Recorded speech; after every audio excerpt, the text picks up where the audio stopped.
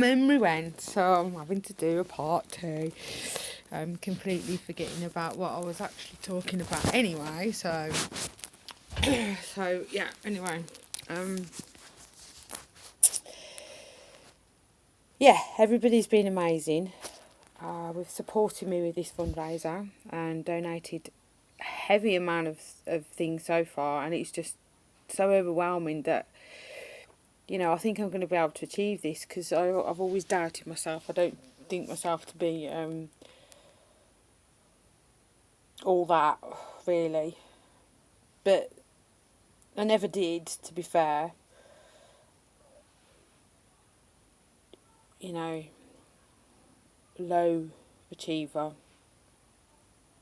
I've never really had any high expectations of anything.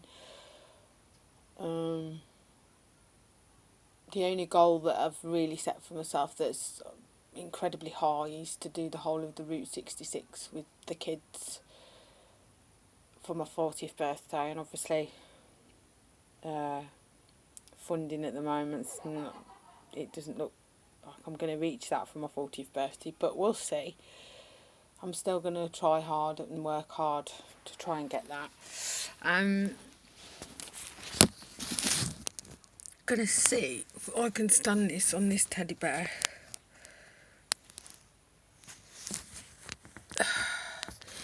The only thing that I've got at the moment is very, very aching joints, but I don't know if that's something to do with the Avastin for the chemo that I'm on for the next 12 months, or whether it's something to do with the damp in the house, because there is incredibly a lot of damp in the house. I don't know if I should put it that way, actually.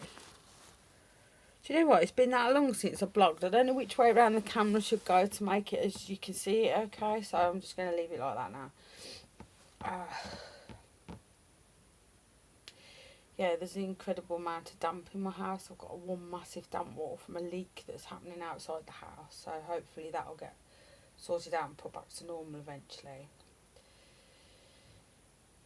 So all the kids are fine.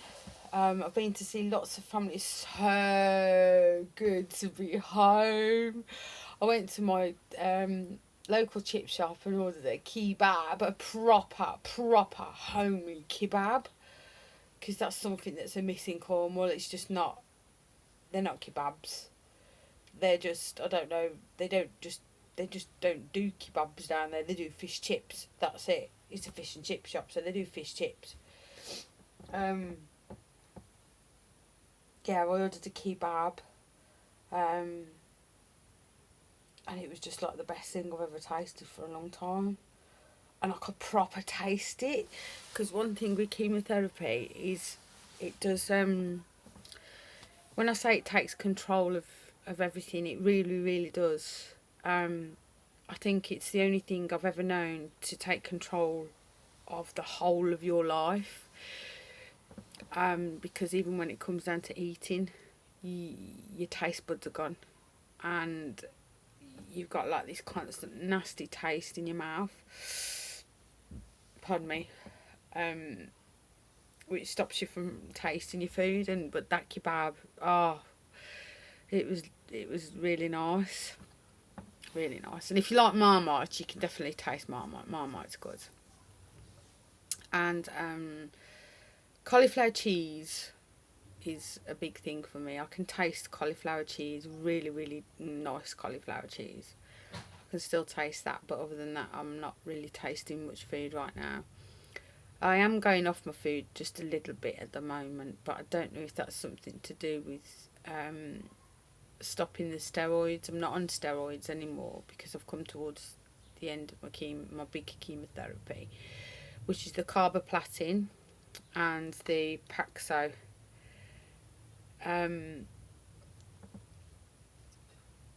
Yeah, so I don't need to take steroids anymore, so I don't know if it's something to do with that, but I'm really not feeling hungry no more, which is probably a good thing because I've put an immense amount of weight on. So there you go, it takes control of your eating, your weight gain, weight loss, the way you wear your clothes, the way you think, the way you see people, the way you change your views and opinions on things. You know, you might have had an opinion about something before you got on a journey like this, and it can completely change whilst on the journey. And of course it changes, it does change, and it's not a sad thing, and it's not a bad thing. It just helps you to, it helps you, really. Yeah, that's what it does. It helps you to analyse things differently and to be more focused and aware and appreciate things a bit more. You might have thought you'd appreciate things before we had cancer, but you know, now we've got cancer, and it's like with my kids, you know, my kids are my heroes, and they were my heroes before, but not as much as now. I love people a lot more. I appreciate things a lot more that I didn't really, just the little things that you don't really appreciate before. But obviously it's quite sad to think that something as big as this needed to happen to change the things that needed changing in your life, because it definitely changes overnight.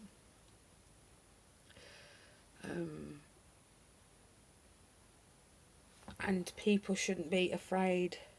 You know, for those of you who know somebody who's got cancer, you shouldn't be afraid to talk to them normally. Just be as normal as possible. You don't have to think, oh, well, what can I say? What do I do? No, that's the worst thing you can do. You need to talk. And if cancer comes into the subject, then, you know, it comes into the conversation. Then it comes into the conversation, but don't be scared of it, because being scared of it is what makes it as we can't beat it. And it makes it as we win, as it wins, and we lose control of it. And so we need to keep in constant control of it.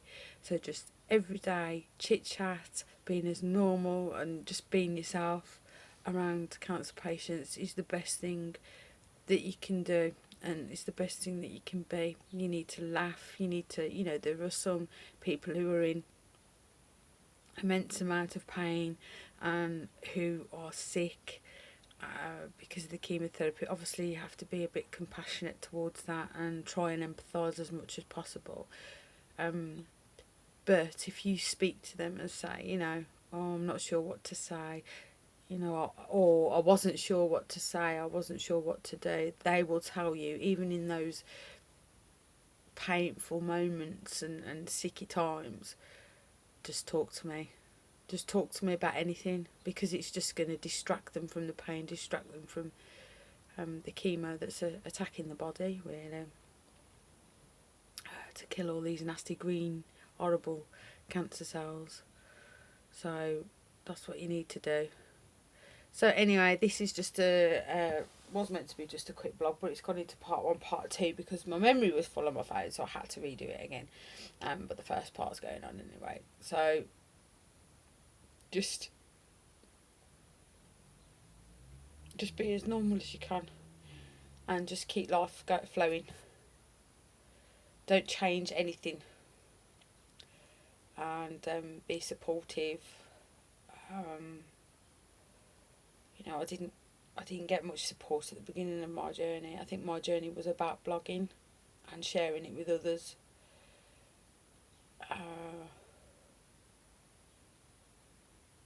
Because people didn't know what to say and didn't know if to knock the door and things like that, so they were just ignorant and rude, to be fair. I've had none of that since I've been home, because I know that we're all friendly, and, you know, the further up north we go, the happier we are, which I've yet to experience that, but I will. So anyway, I'll leave you to it, and I'll blog again soon. Love to all. Bye.